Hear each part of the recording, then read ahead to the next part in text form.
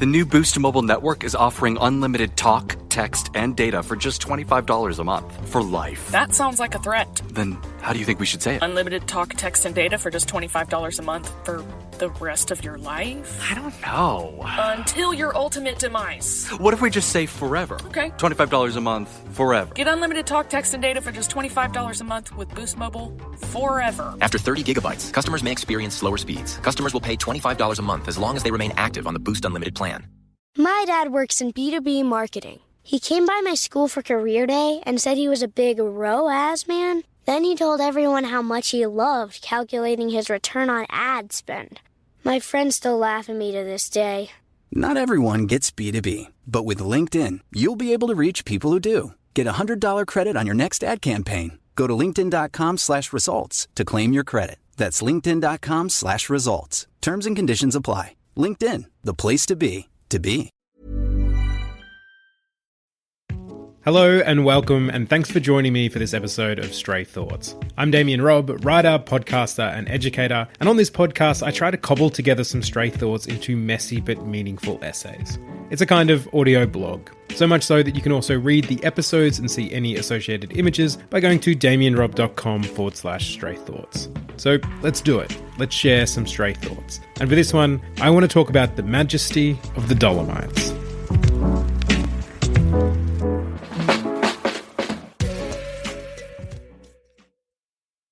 I wish I could explain to you just how grand and epic the Dolomites are. I wish I could convey the array of emotions I felt moving through their many and varied peaks. I wish I could show them to you and stand beside you as you see what I saw. I will attempt to describe all this, but a warning right from the first. I know I will fall short. Nevertheless, let's begin. The Dolomites are a mountain range in northeastern Italy. They extend from the River Adige in the west to the Piave Valley in the east, and have been declared a UNESCO World Heritage Site. They are also the final stop for the riding retreat/holiday I went on in the middle of 2024.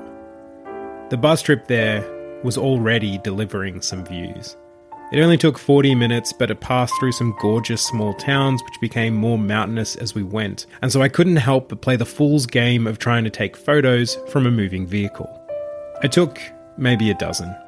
I kept one. That is forever the way it works on a holiday. Take as many photos as you like and you'll still never be able to capture even a fraction of the experience, not even a bus ride.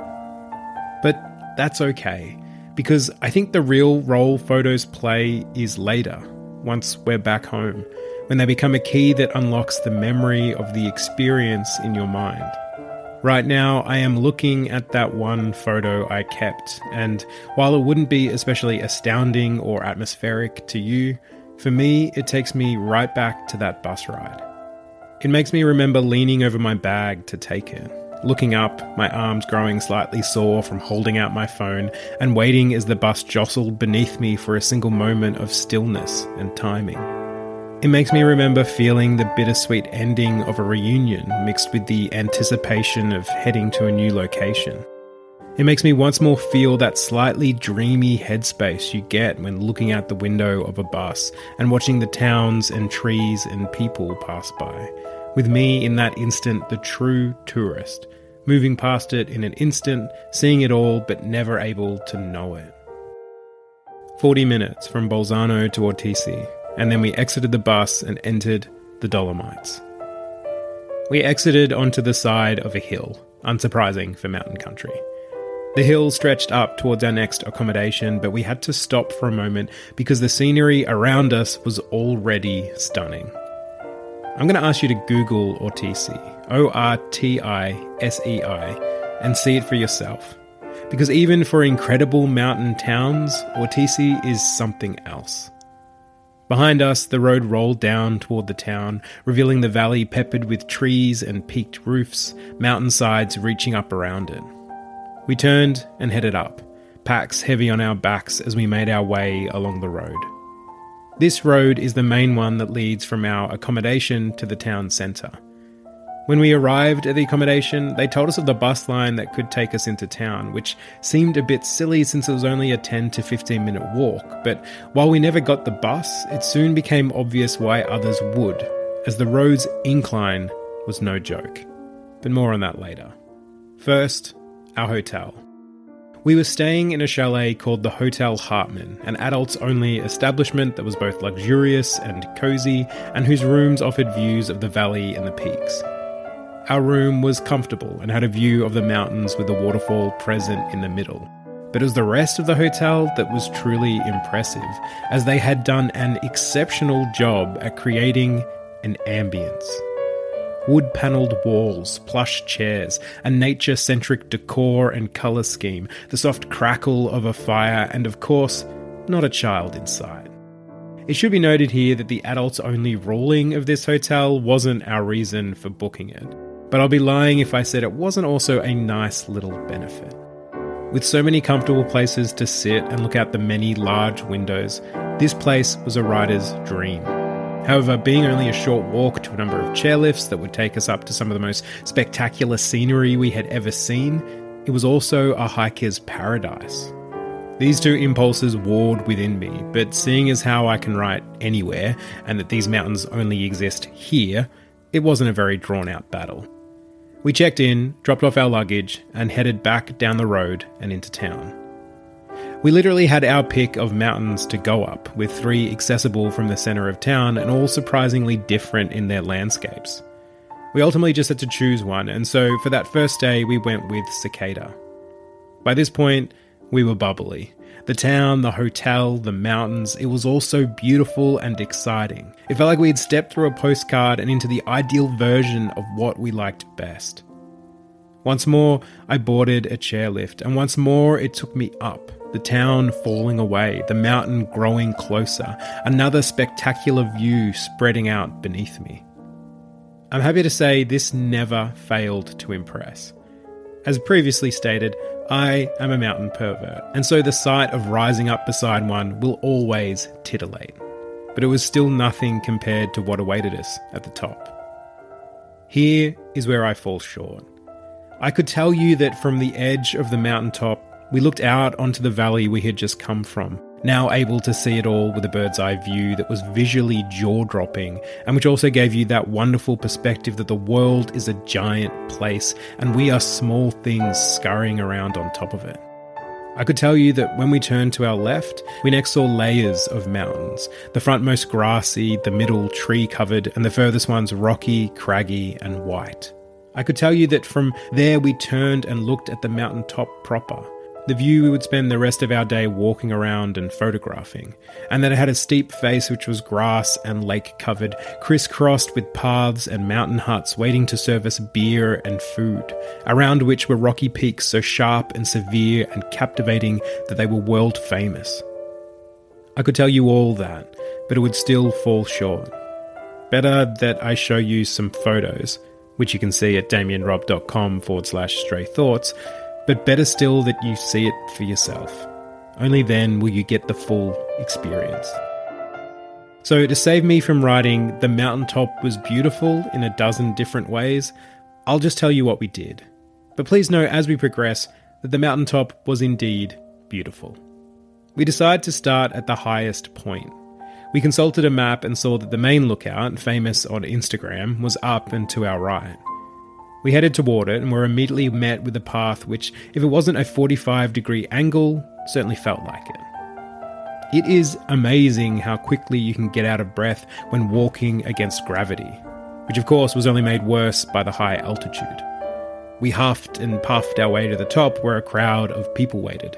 We took some photos but were ultimately encumbered by that crowd of people, which were even more clustered on a little outcrop where all the Instagrammers were lining up. We instead chose to follow the path along the side of the mountaintop, which ultimately gave the same views and which to my mind were just as gorgeous and photographic, albeit from a slightly different angle. As we followed the path, I took a truckload of photos. Having been lucky enough to have a number of mountain days now, I recognise that there is a pattern to them when taking photos. First, there is the awe-inspiring, dumbstruck first look, where I momentarily become overwhelmed, not knowing what to photograph first. Then, there is a frenzy of photos, an avalanche of them as I try to take all the photos a person can take, aiming to catch every shade and angle of the insane terrain around me. Then, that desire slated, there is a slowing and a seeing, where I began to truly look, aiming to find not just the point-and-click photos of the scenery, which is still crazy beautiful, but for a composition which uses that and adds a little more. On that path, the whole process took place. To make switching to the new Boost Mobile risk-free, we're offering a 30-day money-back guarantee. So why wouldn't you switch from Verizon or T-Mobile? Because you have nothing to lose. Boost Mobile is offering a 30-day money-back guarantee. No, I asked why wouldn't you switch from Verizon or T-Mobile? Oh. Wouldn't. Because you love wasting money as a way to punish yourself because your mother never showed you enough love as a child? Whoa, easy there. Yeah. Applies to online activations. Requires port in and auto pay. Customers activating in stores may be charged non-refundable activation fees.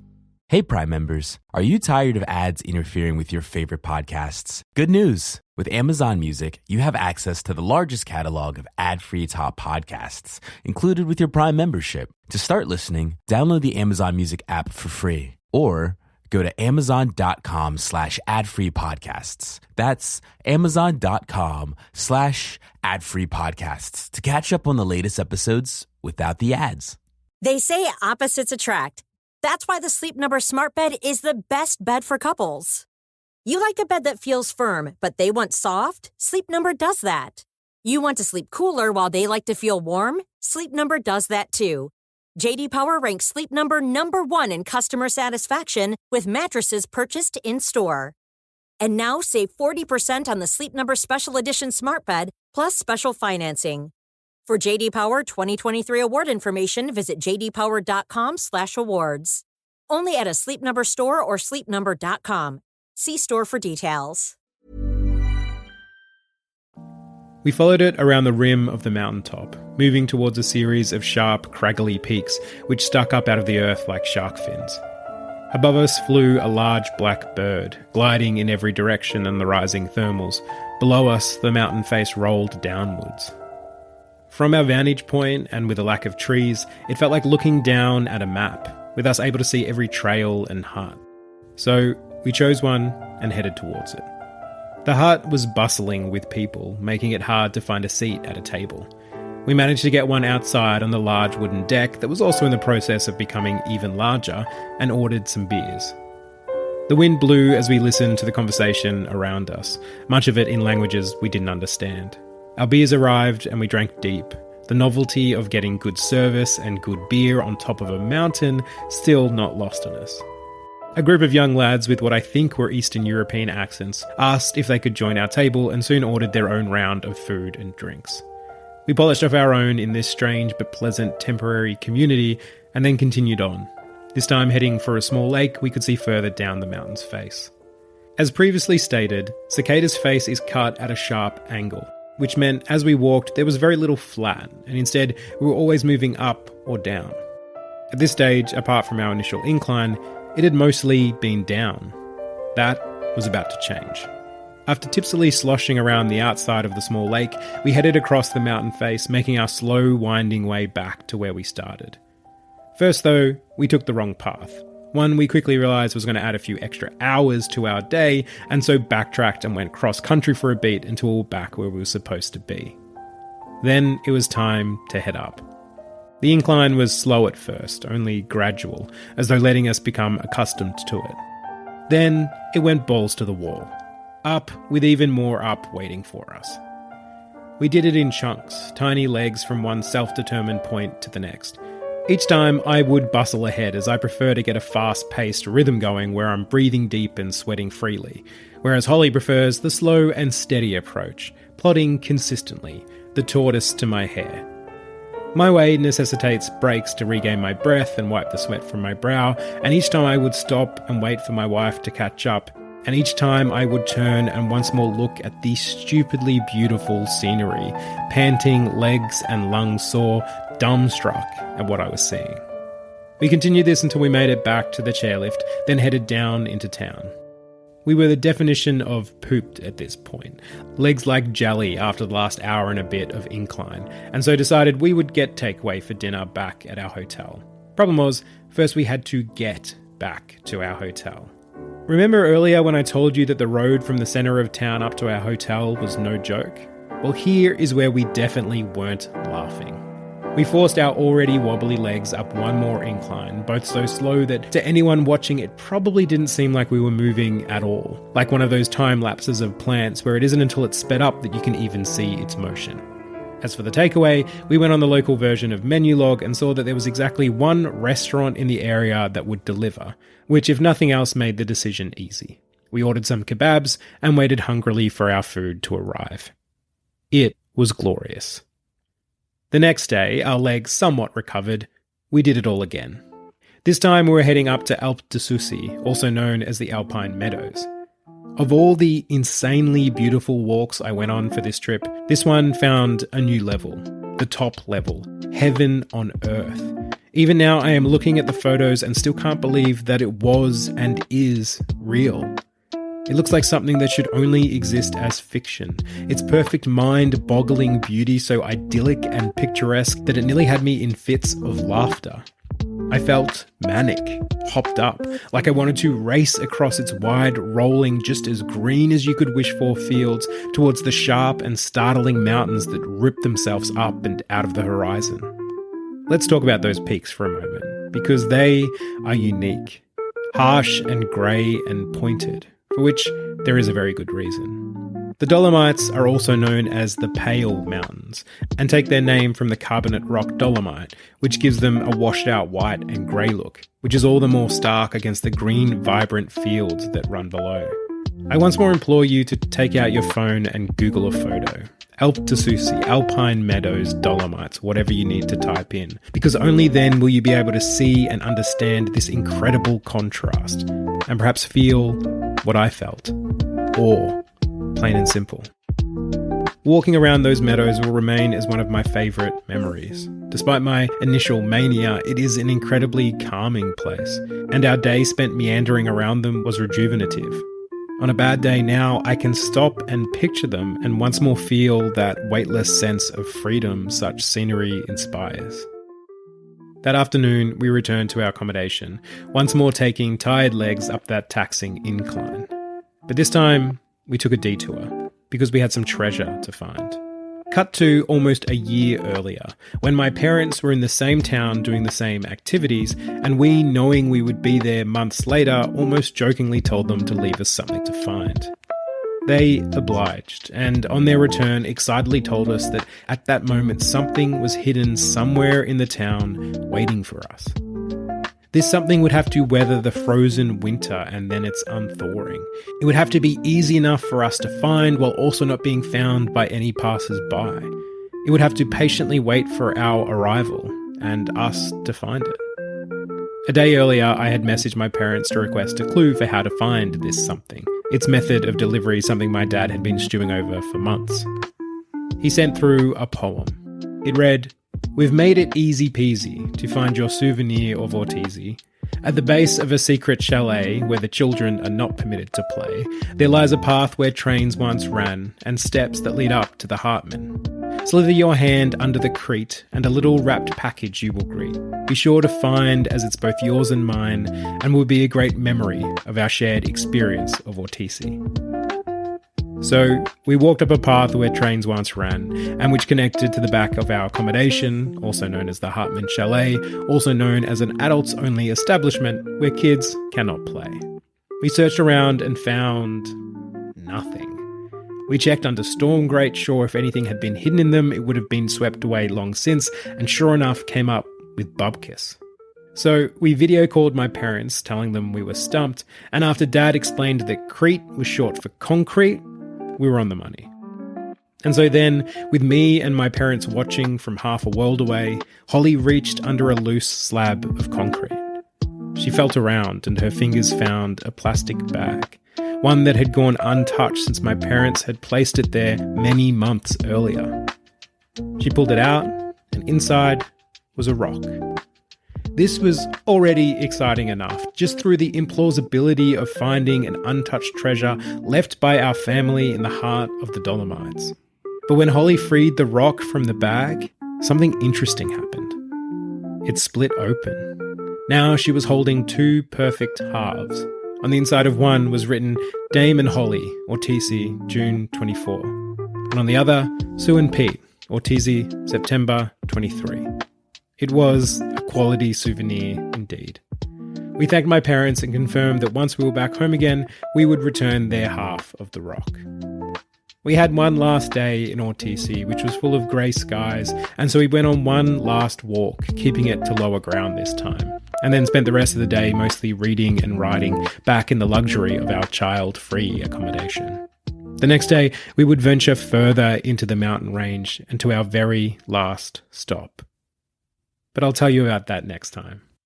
For now, I'll say thank you so much for listening to this episode of Stray Thoughts, and if you'd like, you can find me on socials at damianrob.writer, or feel free to send me an email at damianrob.writer@gmail.com. And if you enjoyed this, leave a review, tell your friends, all that good stuff.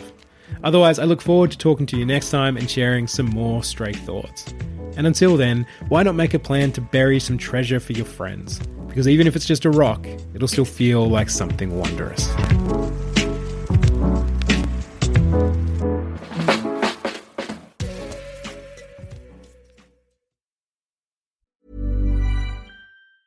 To get people excited about Boost Mobile's new nationwide 5G network, we're offering unlimited talk, text, and data for $25 a month. Forever. Even if you have a baby. Even if your baby has a baby. Even if you grow old and wrinkly and you start repeating yourself. Even if you start repeating yourself. Even if you're on your deathbed and you need to make one last call. Or text. Right, or text. The long-lost son you abandoned at birth. You'll still get unlimited talk, text, and data for just $25 a month with Boost Mobile. Forever! After 30 gigabytes, customers may experience slower speeds. Customers will pay $25 a month as long as they remain active on the Boost Unlimited plan. Forever.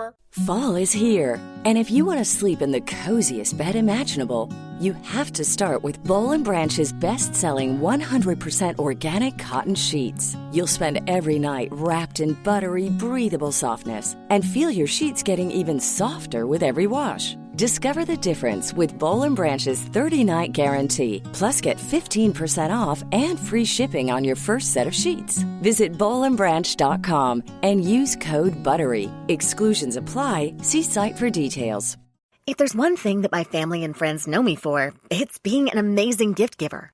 I owe it all to Celebrations Passport from 1-800-Flowers.com, my one-stop shopping site that has amazing gifts for every occasion. With Celebrations Passport, I get free shipping on thousands of amazing gifts. And the more gifts I give, the more perks and rewards I earn. To learn more and take your gift giving to the next level, visit 1-800-Flowers.com/ACAST. That's 1-800-Flowers.com/ACAST.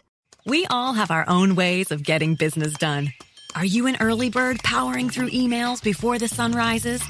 Or perhaps a night owl, strategizing and planning long after the office lights dim? However you run things, Atlantic Union Bank can keep up. No matter your business size or industry, you deserve a banker committed to your success. Call, visit us online, or drop by an Atlantic Union Bank branch to learn more. Atlantic Union Bank. Any way you bank.